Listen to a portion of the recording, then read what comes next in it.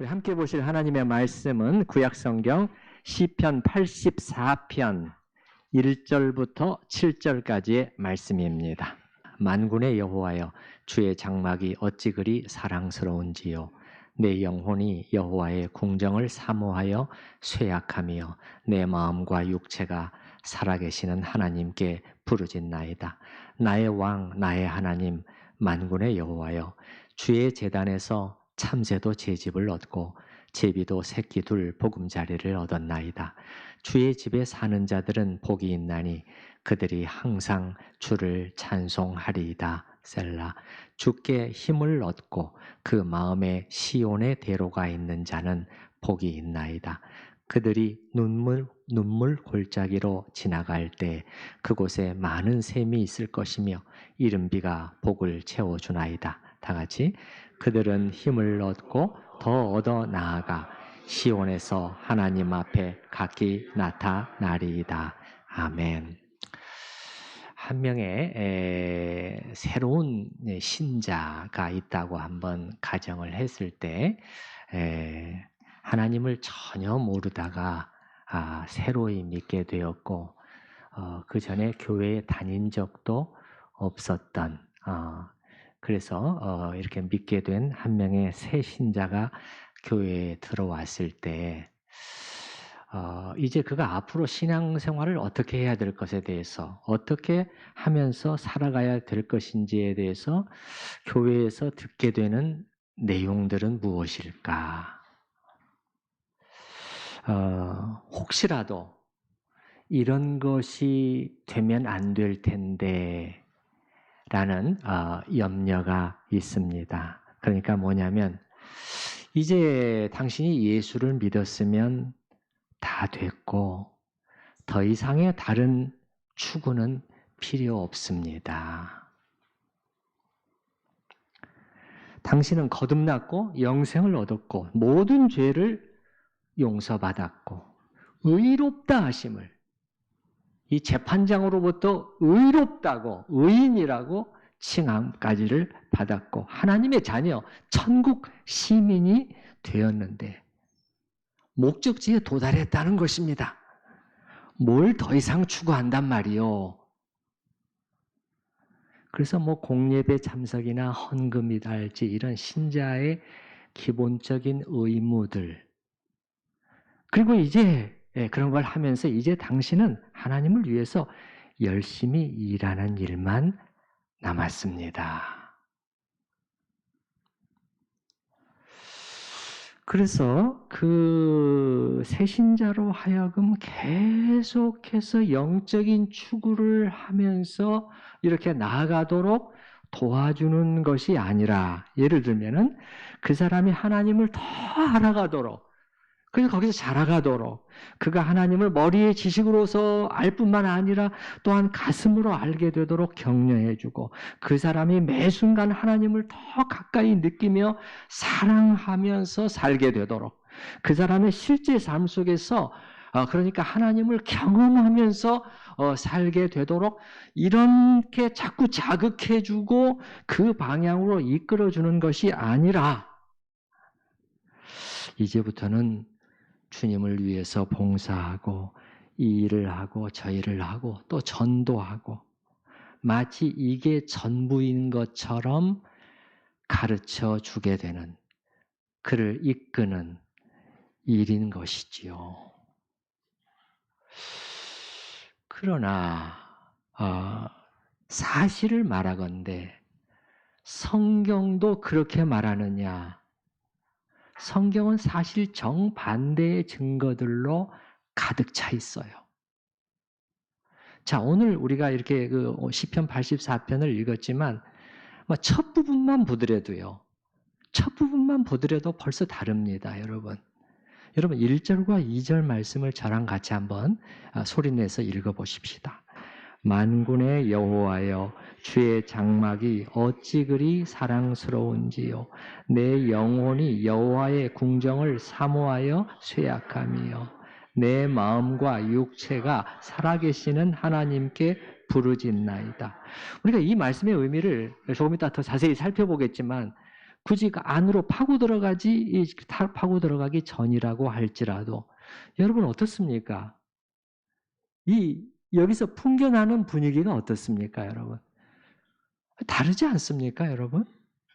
조금 전에 제가 그 초신자에게 이제 뭘 더 추구한단 말인가? 예수를 이렇게 믿었는데, 이렇게 도달했는데, 더 이상 무슨 영적인 추구가 필요하단 말인가? 그 말과 요 말씀하고 한번 비교해 보시기 바랍니다. 얼마나 다릅니까? 모티어라는 신약학자는 이 부분을 주석을 하면서 말하기를 하나님의 집과 하나님 그분에 대한 통절한 갈망에 한 사람 전체가 사로잡혀 있다. 그렇게 표현을 했네요. 하나님과 하나님 그분과 하나님의 집에 대한 통절한 갈망에 한 사람 전체가 사로잡혀 있답니다. 사로잡혀 있어요. 이게 참 신자에게서 나타나는 정상적인 모습인데 이 일 이전에 내가 주님을 위해서 뭘 하기 이전에 물론 교회 안에서 봉사와 섬김 이건 필요하고 중요하지요. 이렇게들 하지 않기 때문에 어떻게 됩니까? 교회 안에서 30%의 성실한 교인들이 나머지 70%의 교인들이 섬겨야 될 영역까지를 다 섬기고 있는 바람에 그냥 어깨가 너무 무겁고 나중에는 지치는 그런 일들이 생기게 되죠. 그래서 봉사는 중요해요. 필요하죠. 그렇지만 이보다 더 우선적으로 중요한 것은 뭐냐면 그 영혼과 하나님과의 개인적인 인격적인 관계입니다. 이것을 놓치시면 안 됩니다.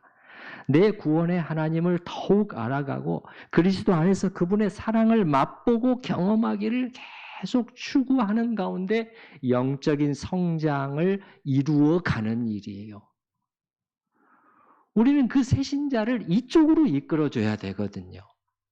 근데 사실 그런 면에서 교회 안에서 오늘날은 거의 자극을 받지를 못합니다. 자, 이제 본문 말씀을 보십시다. 여기서 이 시를 쓴 시인은 자신이 무엇을 추구하고 있다고 말하는가 했을 때 하나님의 집이라는 단어가 계속 등장을 합니다. 이 시는 하나님의 집을 향한 시인의 갈망을 노래하고 있다고 할 수 있겠습니다. 표현은 여러 가지로 나옵니다. 주의 장막, 여호와의 궁정, 주의 집. 그러나 다 한 가지예요. 동일한 단어입니다. 한 가지를 가리켜요. 뭐죠? 하나님의 집입니다. 예, 하나님이 거하시는 성전을 가리키는 것이에요. 자, 우리 한번 찾아볼까요, 여러분? 어떤 단어들이 사용되고 있는지. 1절에서는 뭐라고 부릅니까? 주의 장막이죠. 장막으로 번역된 이 단어는 거처라는 뜻입니다. 거처. 그래서 주의 거처. 예, 그 다음에 2절에서는 뭐라고 부르죠? 여호와의 궁정. 그런데 이 궁정이라고 번역된 이 번역이 좀 적절하지는 않은 것 같습니다. 이 궁정이라는 뜻은 뭐냐면 뜰이라는 뜻입니다. 마당이라는 뜻이에요. 그러니까 여호와의 궁정은 뭐죠? 여호와의 뜰입니다. 뭐죠? 성전의 뜰을 가리키는 것입니다. 성전 마당을 가리키는 것이에요. 4절에서는 또 어떤 단어를 씁니까? 주의 집, 성전을 역시 가리키는 것입니다. 자, 이렇게 계속해서 성전에 대한 주의 집에 대한 갈망을 지금 드러내고 있는데요. 여기서 우리가 주의해야 될 점이 있겠습니다. 이 시인이 성령의 감동으로 이 시를 기록한 이 시인은 지금 외적인 건물로서의 성전 자체에만 집착하고 있는 것이냐 하는 질문이에요. 이것이 그의 목표의 전부인가 하는 것입니다. 언뜻 보면 그렇게도 보일 수가 있어요. 이 그냥 문자적으로만 읽으면. 그러나 우리가 이 시편을요, 혹은 시편 전체도 또 마찬가지인데요. 이렇게만 읽고 그 안으로 더 깊숙이 그 안에 담겨 있는 의미를 붙잡아야 되지 못하면 정말 중요한 포인트를 놓치게 됩니다. 여러분, 사실 성전은 하나님이 계시는 곳이죠. 하나님이 계시는 것이죠. 그렇기 때문에 더 정확히 표현하면 성전을 사모함, 이 말은 그 성전 안에 계시는 하나님을 사모함, 이렇게 둘이 등치가 된다는 사실을 우리가 잊으면 안 되겠습니다. 우리가 이 부분을 명확히 해두지 않으면요, 구약 성경을 읽을 때, 특히 이 시편을 읽을 때 늘 혼동에 빠지게 되어 있습니다. 그래서 제가 이 부분을 먼저 우리 성도님들에게 정확히 좀 짚어드리고 확실히 짚어드리고 넘어가려고 해요. 정말 그런지 한번 확인해 보십시다. 4가지로 제가 한번 말씀을 드리겠는데요. 첫 번째는 이겁니다. 성전을 성전되게 하는 요소가 뭐냐는 거죠. 여러분, 성전이 왜 중요한 의미를 갖게 되는 거죠? 그 외적인 성전을 구성하고 있는 그 돌덩어리들, 그 금과 은, 그 아름다운 휘장, 눈을 휘둥그레하게 만드는 그 성전의 외양, 이런 것들이 성전을 성전되게 만듭니까? 뭐죠? 무엇이 성전을 성전되게 만드는 것이죠? 누가 거기 계시기 때문에? 하나님이에요. 맞습니까? 정확하죠. 정확해요. 네. 만약에 단 1분이라도 10분이라도 그 성전에서 하나님이 떠나시는 일이 있다고 생각해 보십시다. 그러면 그 10분 동안 성전은 성전입니까? 아닙니다. 그냥 돌덩어리 건물에 불과할 뿐이에요. 일반 건물하고 조금도 차이가 있지 못합니다. 그래서 성전 자체의 의미가 있는 것이 아니라 항상 그곳에 거하겠다고 약속하신 하나님이 의미를 갖는 것이. 그렇기 때문에 우리가 시편에 이런 곳에 나오는 성전을 사모한다, 하나님의 집을 사모한다 했을 때 이것은 하나님을 사모하는 그 내용이 그 한가운데 들어있다. 이것을 우리가 알아야 되겠습니다. 이게 첫 번째고요.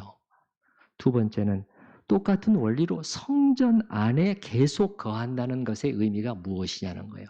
우리가 그 시편을 읽다 보면 특히 이런 표현들이 좀 자주 나오잖아요. 성전을 떠나지 않고 살고 싶습니다.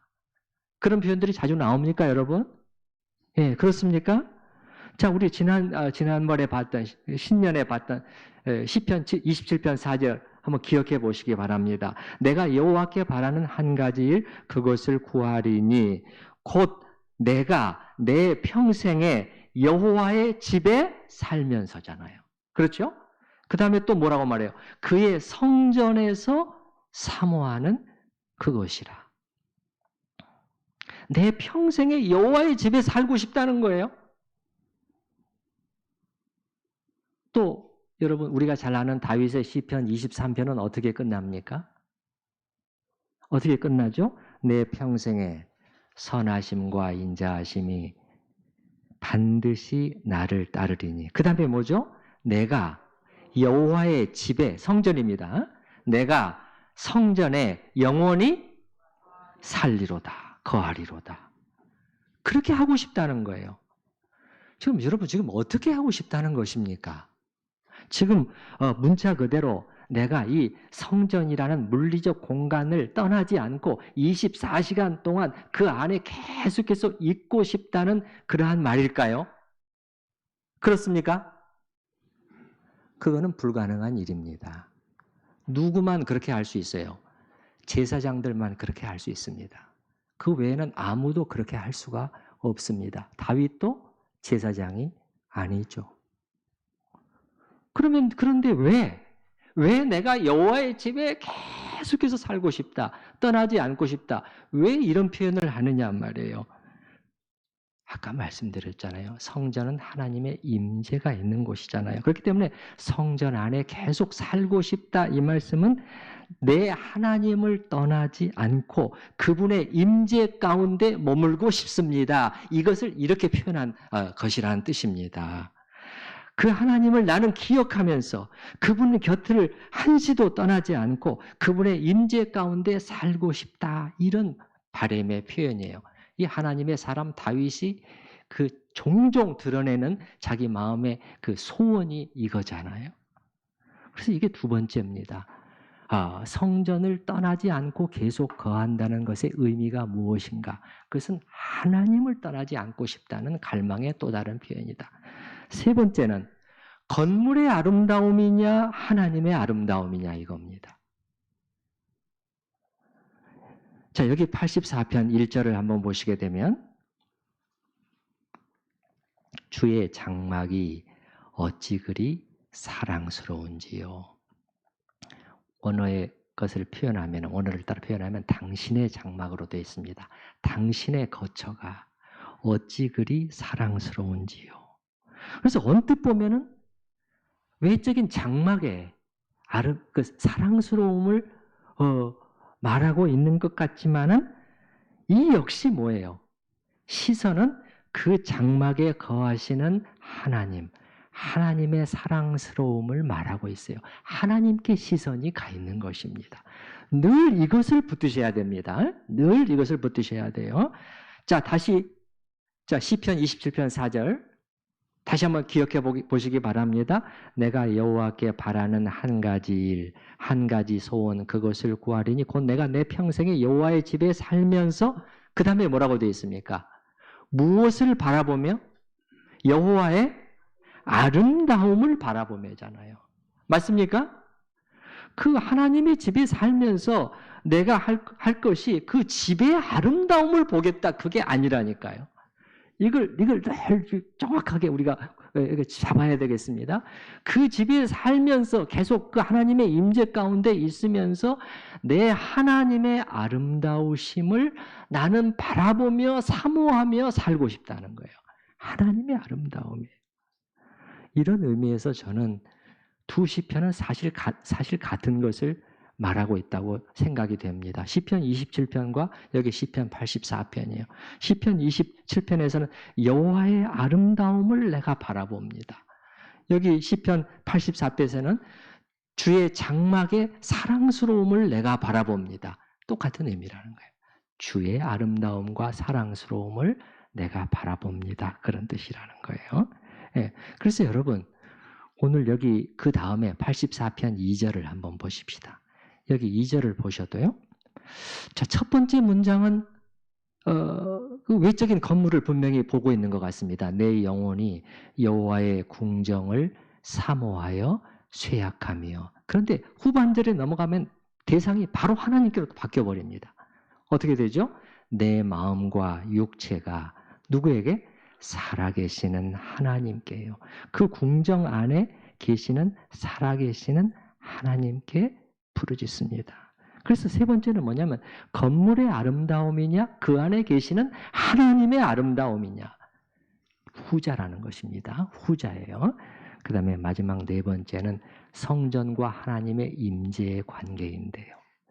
물론 구약 성경에서 성전을 하나님의 임재의 장소로 말씀하고 있는 것은 사실입니다. 그러나 이 경우에도 절대적인 의미에서 그런 것이라기보다는 상징적인 의미에서 그렇다는 뜻이에요.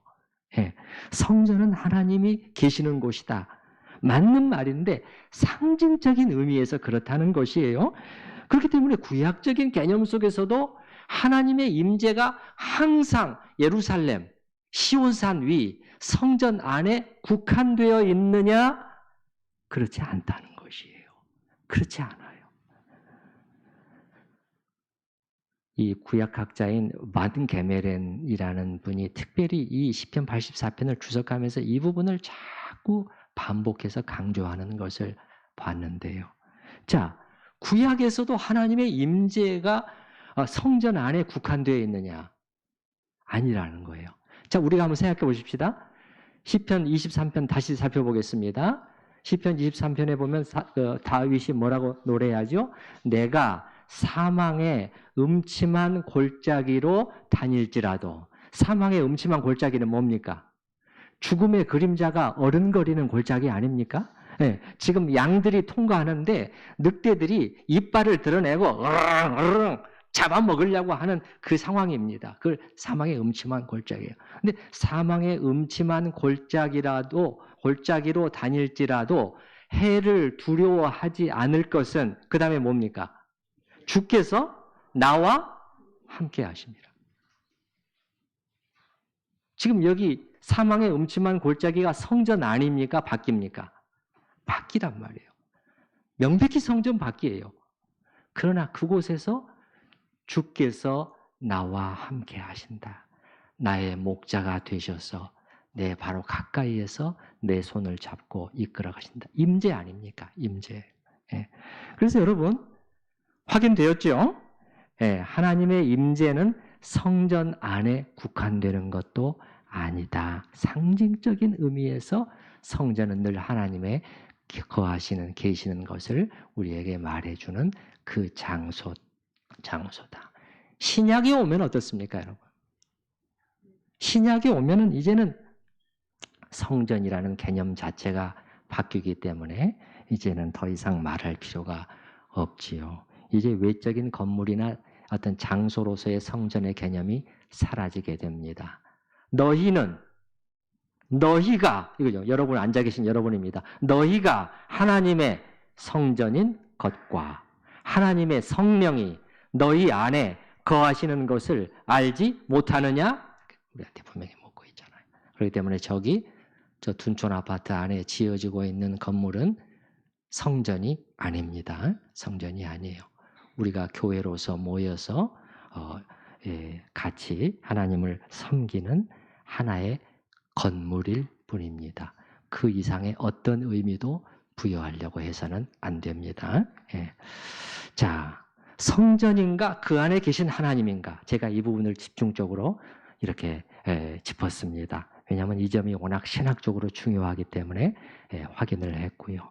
그래서 여러분 성전을 사모하며 갈망한다는 것은 무슨 뜻이라고요? 사실은 성전 안에 계신 하나님을 사모하며 갈망한다는 뜻이다. 근데 이것을 구약 성경에서는 때로는 다른 용어를 써서 표현할 때가 있는데요. 이렇게 하나님을 사모하며 추구하는 이것을 하나님의 무엇을 구한다? 뭐죠? 하나님의 무엇을 찾는다? 하나님의 얼굴. 하나님의 얼굴을 구한다, 찾는다. 그렇게도 표현을 합니다. 그러면 이렇게 하나님 그분 자신을 추구하는 영혼에게는 어떤 일이 일어나게 될까요? 그게 오늘 우리의 이제 관심사인데요. 한번 본문 말씀을 보면서 우리가 살펴보도록 하십시다. 먼저 하나님께서는 간절히 추구하는 그 사람에게 그 사람의 눈을 열어서 하나님이 어떠하신 분이신지 그 아름다우심을 드러내 보여주십니다. 그분의 선하심과 인자하심, 그 진실하심, 그 순결하심, 거룩하심, 온유하심, 그 하나님의 인내, 이러한 하나님의 그 어떠하심, 그 하나님의 아름다우심을 드러내 보여주십니다. 오늘 이 시편의 시인도 하나님을 깊이 묵상하는 가운데 성령의 비춰주심 속에서 이것을 살짝 보게 되었는데 이로 말미암아 그의 가슴 속에서는 하나님을 향한 거룩한 감정이 솟아오르게 됐습니다. 그래서 여기 1절을 보시게 되면 여러분 이게 감탄문입니다. 여러분. 그래서 이 영어 번역들은요. 이 1절 문장 뒤에 다 느낌표가 찍혀 있어요. 느낌표가. 예. 그래서 이 문장은 조용조용히 점잖게 읊고 있는 고백이 아니라 속에서부터 터져나오는 사랑의 고백이요 외침입니다. 예. 이런 거예요. 제가 흉내내기는 어렵겠지만 오 주여 어찌 이렇게 사랑스러울 수 있는지요. 이 가슴이 벅차서 그냥 첫 문장에서 터뜨리는 그러한 외침입니다. 그게 이 문장의 의미예요. 왜 이렇게 하고 있느냐? 그 안에 하나님을 향한 거룩한 사랑의 정서가 일어나서 사실은 억누를 수가 없는 것입니다. 그래서 이렇게 터뜨리고 있는 것이에요. 이게 매우 매우 중요합니다. 이게 매우 매우 중요해요. 이렇게 되면 그 다음부터는 어렵지 않아요. 계속해서 올라갈 수가 있습니다. 이렇게 되면 무슨 일이 일어나느냐? 그 영혼이 하나님을 향해서 더욱 이끌려 가게 됩니다. 여러분, 제가 전에도 말씀드렸지만 너무도 아름다운 자연의 어떤 경관을 봤을 때는 저는 이 몇 년 됐나 한 20년도 넘었겠죠. 제가 미국에서 공부할 때 그 칼빈 신학대학교 거기 교정에서 가을철 어느 날 단풍의 아름다움을 진하게 느낀 적이 있었습니다. 이게 너무도 아름다워서 잠시 제가 그 속에 빠져들었는데 그게 지금까지도 생각이 난다니까요. 가을철 단풍, 뭐 내장산 이런 생각을 하면 그때 봤던 그거 한 번만 더 내가 경험했으면 좋겠는데 한 번만 더 가서 볼 수 있으면 좋겠는데 그거잖아. 이게 뭡니까? 아름다운 것들이라는 것은 늘 우리를 끌어당깁니다. 그래서 우리가 그 대상을 향해서 끌려가는 거예요. 너무 참으로 아름다운 음악을 우리가 어느 날 듣게 됐을 때 이게 뭐지? 이게 무슨 곡이야? 들어보지 못한 곡인데 그런데 너무도 감동을 주는 거예요. 내 정서를 자극하는 거예요. 그러면 어떻게 됩니까? 그 음악을 또다시 찾아서 듣고 싶어 합니다. 이게 이끌리는 것이에요. 내가 그 대상에 이끌리는 것입니다. 이렇게 강력하게 이끌리는 것을 오늘 본문에서는 사모한다 이렇게 표현을 하고 있네요. 2절을 한번 보십시다. 2절. 내 영혼이 여호와의 궁정을 사모하여 쇠약하며. 근데 너무나 강력하게 이끌리고 있기 때문에 그 이끌림의 정도가 너무도 크기 때문에 사모하여 쇠약하며. 따라서 해보십시다. 쇠약하며. 저는 이 우리말 번역이 아주 좋다고 생각을 해요. 예. 그 사모함이 커서 어떻게 될 정도다? 몸과 육체가 쇠약해질 정도라는 것입니다. 영어의 킹제임스 성경은요. 사모하여 실신한다고 표현을 하고 있습니다. 이것도 아주 좋은 번역입니다. 기진한다고 표현하고 있어요. 기운이 지나여 그만 쓰러질 정도의 상태가 된다는 것입니다. 여러분, 어떤 대상을 어떻게 사모하면은 이 정도가 될 수 있을까요? 제가 아는 바로는 인간 세상에서는 남녀 간에나 이 일이 있을 수 있을까요? 우리가 상사병이라고 하는 그런 말이 있잖아요. 너무나 좋아하고 너무나 사모하고 너무도 그리워하면 밥도 못 먹잖아요. 그래서 병이 난다. 그 상태를 말하고 있는 것입니다. 이것은 정말 대단한 갈망을 말해주고 있습니다. 그리고 이런 과정 속에서 그 영혼의 채워짐과 만족과 기쁨이 또 함께 있습니다. 여러분 2절의 후반절을 보시게 되면 내 마음과 육체가 살아계시는 하나님께 부르짖나이다. 여기서 부르짖는다는 것은 간구의 부르짖음이 아니고 기쁨의 부르짖음을 가리키는 단어입니다. 이 부르짖다는 이 단어의 의미는 기쁨으로 소리치다 그런 뜻이거든요. 기쁨으로 소리치다. 그래서 살아계시는 하나님 그분을 향해서 저의 온 영혼과 육체가 전인격이 기쁨으로 부르짖습니다. 가만히 있지를 못하겠습니다. 내 사랑하는 주님, 내 은혜의 주님, 내 구원의 주님 이렇게 부르짖고 있다는 뜻입니다. 여러분 어떻습니까? 제가 여기 나오는 이러한 정서들을 쭉 좀 우리가 함께 확인해 봤는데 이런 경험이 우리에게 있습니까? 도대체 신앙이란 무엇일까요, 여러분? 신앙이라는 것은 겉으로 그냥 해야 할 의무들을 하는 것이 신앙일까요? 그것은 너무나 슬퍼요. 너무나 무거워요. 너무나 힘들어요. 아닙니다. 아니에요. 신앙의 중심에는 우리가 방금 묘사한 이런 것들이 자리 잡고 있어야 되는 거고 그렇게 될 수 있는 것입니다. 예. 이상하게도 우리는 이런 것들이 전혀 없어도 그냥 만족하며 살도록 그렇게 하는 말을 너무나 많이 들어왔어요. 그러나 성경을 보면 그 반대의 간증들로 생생합니다. C.S. 루이스라고 하는 영국의 문학가요, 기독교 변증가이기도 한데 이 C.S. 루이스는 시편을 자세히 연구한 다음에 이렇게 말을 했어요. 우리가 시편을 읽을 때는 여기 나타나는 이 날것으로서의 기쁨을 놓치면 안 된다. 날것이라는 언어는 제가 가져온 것입니다.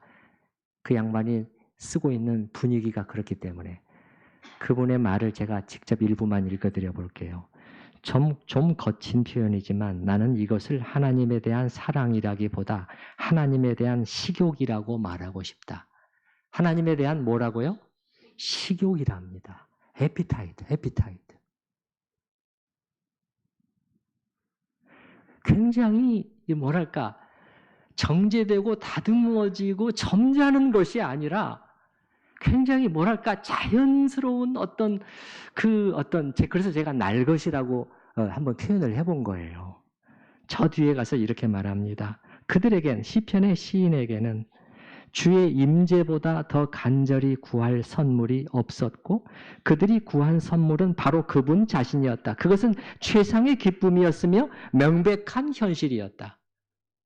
자기가 아무리 시편을 정직하게 연구를 해봤을 때 굉장히 정직하게 연구를 해요. C.S. 루이스가 이 시편을 연구해서 써놓은 글들을 보면 그냥 일반적인 관점보다는 조금 이렇게 좀 뭐랄까 자기 나름대로의 독특한 관찰을 많이 했어요. 그리고 솔직하게 얘기를 해요. 자기가 느낀 점들을. 근데 이 생생한 기쁨은 내가 도저히 부인할 수가 없다. 이건 과장된 것이 아니었다. 최상의 기쁨이라는 거예요. 여러분, 저는 이렇게 생각해요. 이것이 아마도 인간이 이 땅에서 경험할 수 있는 가장 큰 기쁨이 아닐까, 가장 큰 희열이 아닐까 생각해 보는 것입니다. 하나님은 우리 인간을 창조하실 때 그렇게 만드셨다고요. 하나님이 우리를 어떻게 만드셨어요? 당신의 형상으로 만드셨잖아요. 하나님을 닮은 자로 만드셨잖아요. 왜 이렇게 만드셨죠? 하나님과 영적인 만남과 교제가 가능하도록 하기 위해서 이렇게 만드셨잖아요. 그래서 이런 하나님과의 교제 속에서 이 기쁨을, 이 조이를 맛보도록 계획하시는 것이에요. 아시겠습니까? 아시겠어요? 네. 이것이 여러분 웨스트민스터 소요리문답 일문도 사실은 그런 비슷한 거를 말하고 있는 거예요. 사람의 제일 되는 목적은 하나님을 영화롭게 하며 영원토록 그분을 즐거워하는 것입니다. 그거잖아요. 이게 우리를 향한 하나님의 자비로우신 계획인데요. 그런데 사람들은 대부분의 그리스도인들마저도 여기에 관심을 두지 않음으로 인해서 시편 말씀이 묘사해 주고 있는 이 생생한 기쁨을 놓친 채 그저 자기가 해야 될 기독교적인 의무를 수행하면서 신앙생활을 해나가고 있으니 이 어찌 안타까운 일이라 하지 않을 수 있겠는가? 저는 하나님의 말씀을 전하는 메신저로서 정직해야 됩니다. 성경을, 신구약 성경을 아무리 살펴봐도 이 점이 신앙생활에서의 굉장히 본질적인 성격으로 이렇게 우리에게 제시하고 있음이 사실인데, 우리 성도들이 거기에 관심이 없다고 해서, 혹은 따라오기 어렵다고 해서 그 부분을 슬그머니 제쳐놓고 우리 이렇게 열심히 하십시다, 열심히 섬기십시다, 순종하십시다, 그 얘기만 여러분에게 하고 있을 수는 없습니다. 그것은 정직하지 못한 것이에요.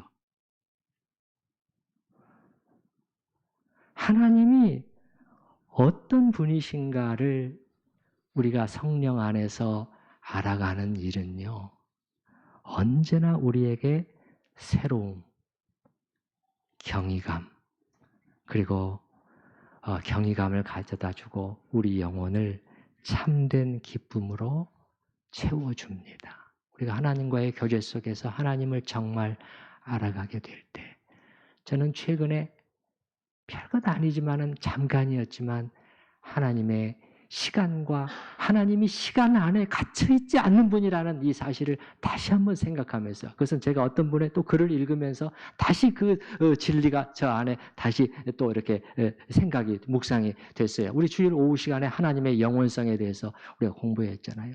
예?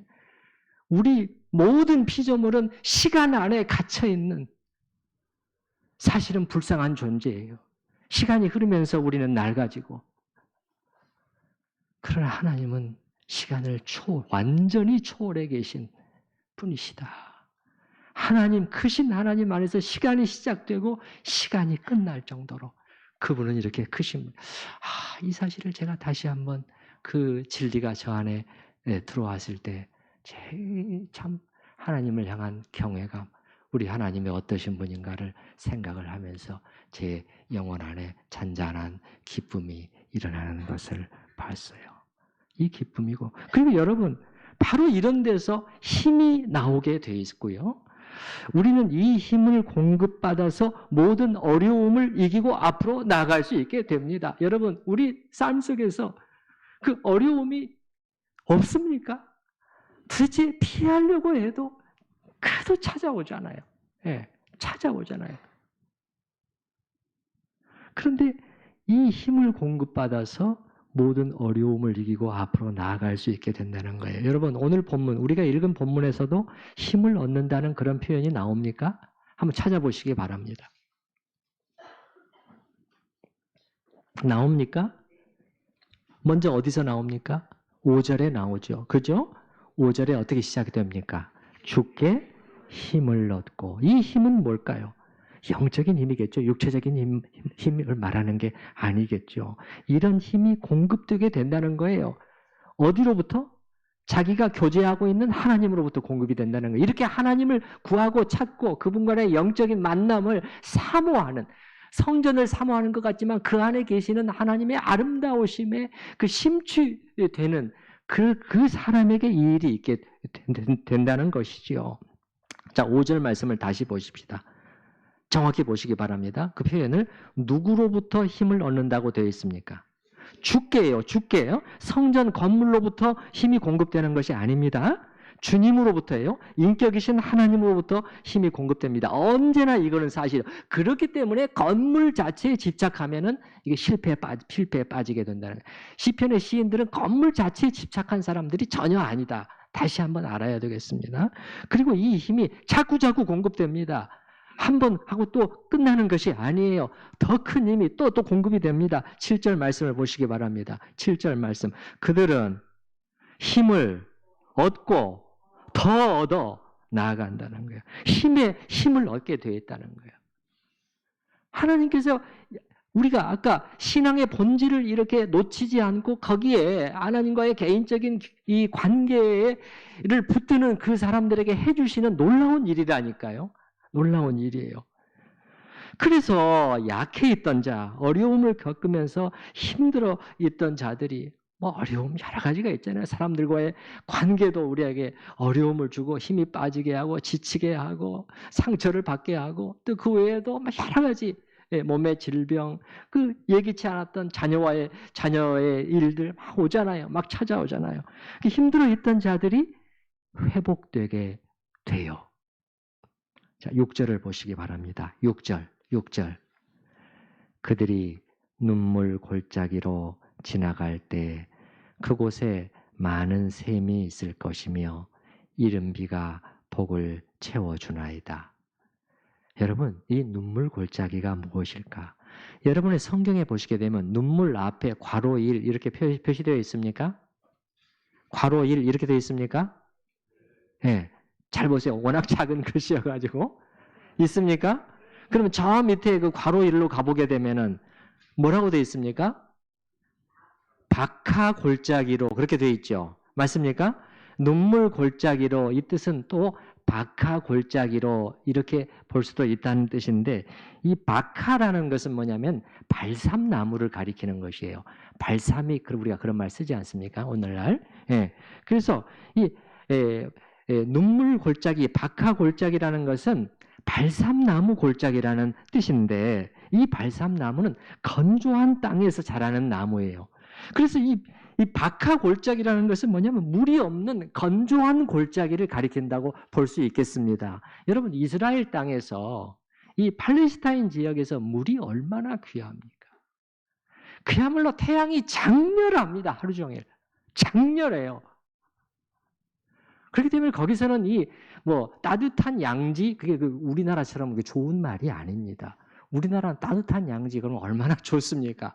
거기서는 양지 그러면 너무 힘든 곳이에요. 그늘이 좋은 곳. 거기는 그늘이 좋은 곳입니다. 그늘. 성경에 보면 그늘이 자꾸 나오잖아요. 그늘. 예.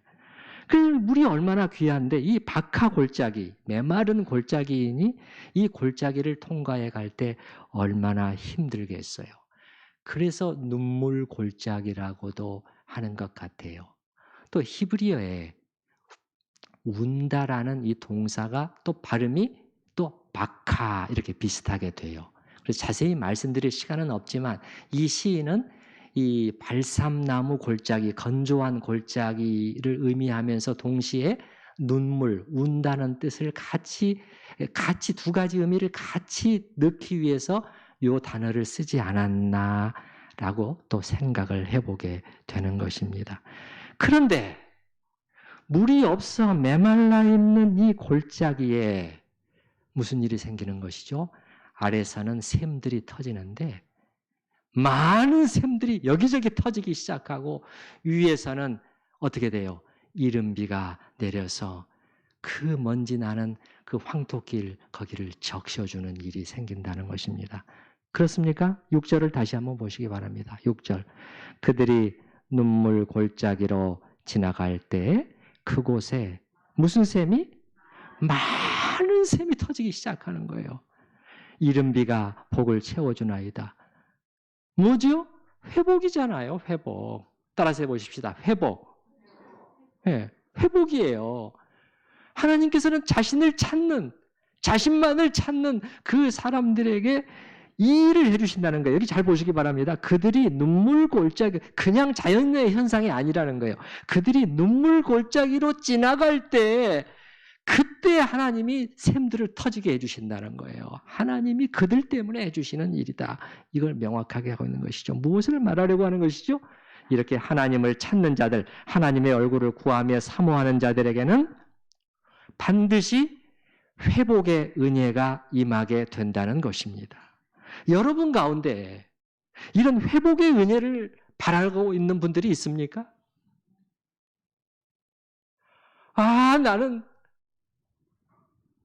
나는 이제 회복되지 못할 것 같아. 그러나 마음 한구석에서 그것을 원하며 사모하는 분들이 있습니까? 영적인 회복을 간절히 원하는 분들이 있습니까? 그러면 다른 길을 찾지 말고 엉뚱한 길을 다니면서 헤매지 말고요. 여기서 이 시인이 보여주는 이 길을 따라가시기 바랍니다. 누구의 얼굴을 찾는 거예요? 하나님의 얼굴을 찾는 거예요.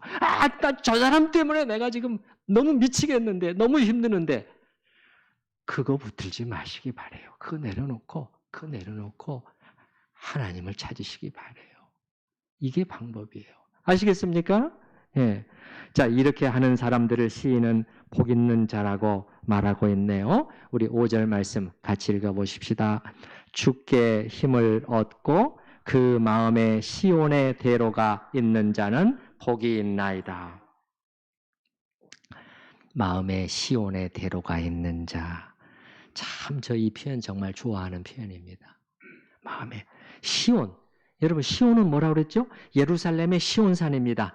성전이 있는 곳이에요. 하나님이 계시는 곳이죠. 시온의 대로는 뭡니까? 그 시온을 향해서 뻗어 있는 큰 길을 말합니다. 그래서 주석학자들은 여기 5절서부터 7절을 어떻게도 보기도 하냐면은 시온을 향해서 성전을 향해서 가는 순례자들의 복됨을 묘사하고 있는 구절이라고 볼 수 있다. 그것도 맞을 것 같아요. 그런데 동시에 잘 보게 되면 실제로 이 길을 걸어서 순례의 길을 나서지 않았다고 할지라도 그렇게 하지 못한 사람들이라고 할지라도 자, 5절을 잘 보시기 바랍니다. 5절에 보시게 되면 시온의 대로가 어디 있는 자들이에요? 마음에 있는 자들이잖아요. 마음의 시온의 대로를 지금 말하고 있다고요. 그 심령 안에 시온의 하나님께로 나아가는 큰 길이 뚫려 있는 사람들, 그들은 복되도다. 그들이 복되다. 이렇게 말하고 있습니다. 여러분의 마음속에는 이 시온의 대로가 뚫려 있습니까? 여러분의 마음을 한번 들여다보시기 바랍니다. 다른 누구가 아닌 하나님을 사모하며 간절히 찾는 가운데 정말 다른 길이 아니라 다른 길, 이 길, 저 길, 새 길, 사람들이 찾는 그 길들이 아니라 그 하나님께로 나아가는 넓고 큰 길이 뻥 뚫려 있습니까? 이 길만 보입니까? 그리고 이 시인은 말합니다. 이렇게 그 마음에 시온의 하나님을 향한 큰 길이 뚫려 있는 자들, 이렇게 그 마음의 방향이 정확히 하나님을 향해 있는 자들은 반드시 그분을 만나게 되고야 말 것이라고 말씀합니다. 7절 말씀 같이 읽어보십시다. 그들은 힘을 얻고 더 얻어 나아가 시온에서 하나님 앞에 각기 나타나리이다. 이거는요, 이 시인의 입에서 나오는 말이면서 이거 하나님의 말씀이잖아요. 이 시인의 입을 통해서, 글을 통해서 하나님이 우리에게 약속해 주시는 말씀이죠. 그들은 힘을 얻고 더 얻어서 나가게 될 것이고 시온에서 반드시 하나님 앞에 각기 나타나게 될 것이다. 마음의 시온의 대로가 뚫려 있는 자들. 그러면 여러분 어떻게 됩니까? 채워지게 되는 것이지요. 채워지게 돼요. 시편 34편 잘 아시는 말씀. 젊은 사자는 궁핍하여 줄일지라도 여호와를 찾는 자는 모든 좋은 것에 부족함이 없으리로다. 아멘. 설을 맞아서 잠시 다른 말씀을 상고해 봤는데 바로 이런 은혜가 여러분 모두에게 있기를 바랍니다. 이제 들은 말씀을 생각을 하면서 내가 과연 힘쓰고 내 눈을 어디다 고정하고 그 부분을 생각을 하시면서 하나님 앞에 다짐하는 그런 기도의 시간을 가질 수 있기를 바랍니다.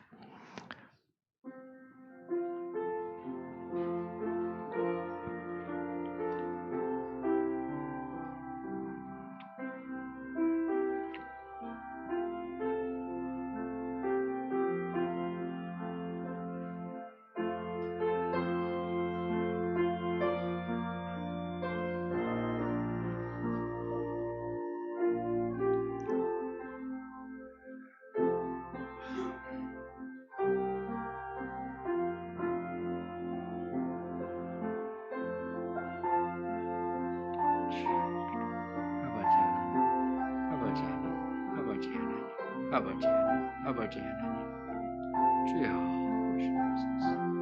영혼의 푸른 초장으로 하나님은 부르시는데 주여 그 지름길이 있사온데 우리는 왜 엉뚱한 곳에서 주여 마른 풀을 먹고 시들어가고 것입니까?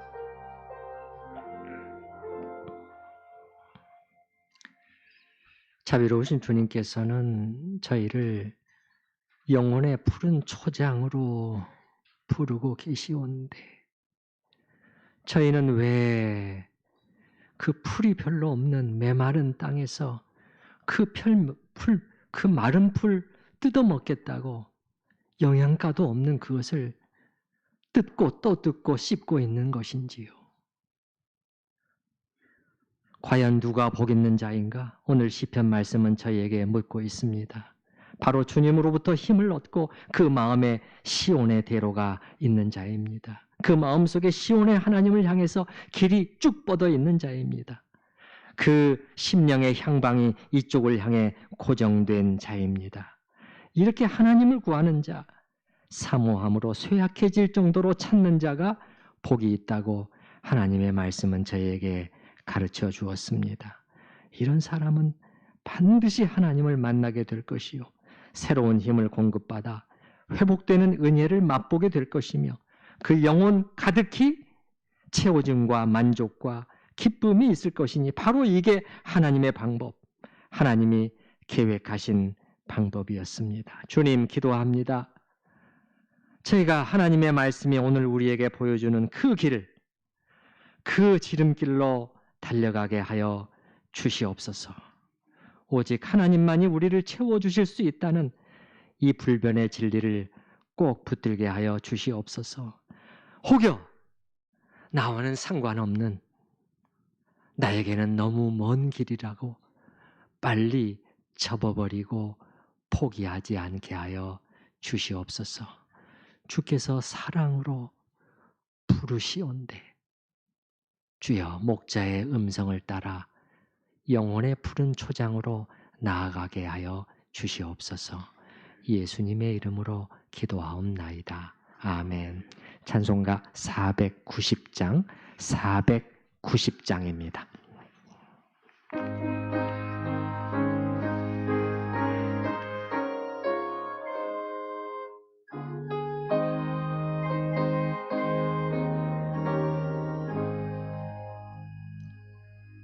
주여 지난밤 내 꿈에 배웠으니 그 꿈 이루어 주옵소서. 밤과 아침에 계시로 보여주사 항상 은혜를 주옵소서. 나의 놀라운 꿈 정령만 있기를 장차 그 은혜 받을 편이 나의 놀라운 꿈 정령 이루어져 주님 얼굴을 배우리라. 마음 괴롭고 아파서 낙심될 때 내게 소망을 주셨으며 내가 영광의 주님을 바라보니 앞길 환하게 보이도다. 나의 놀라운 꿈 정령만 있기는 장차 그 은혜 받을 거니 나의 놀라운 꿈 정령 이루어져 주님 얼굴을 배우리라. 세상 풍조는 나날이 변하여도 나는 내 믿음 지키리. 인생 살다가 죽음이 꿈 같으나 오직 내 꿈은 참되리라. 나의 놀라운 꿈 정령과 믿기는 장차 그늘에 받을 편이. 나의 놀라운 꿈 정령 이루어져 주님 얼굴을 배우리라. 맨 밑에 나의 놀라운 꿈. 나의 놀라운 꿈 정령 이루어져 주님 얼굴을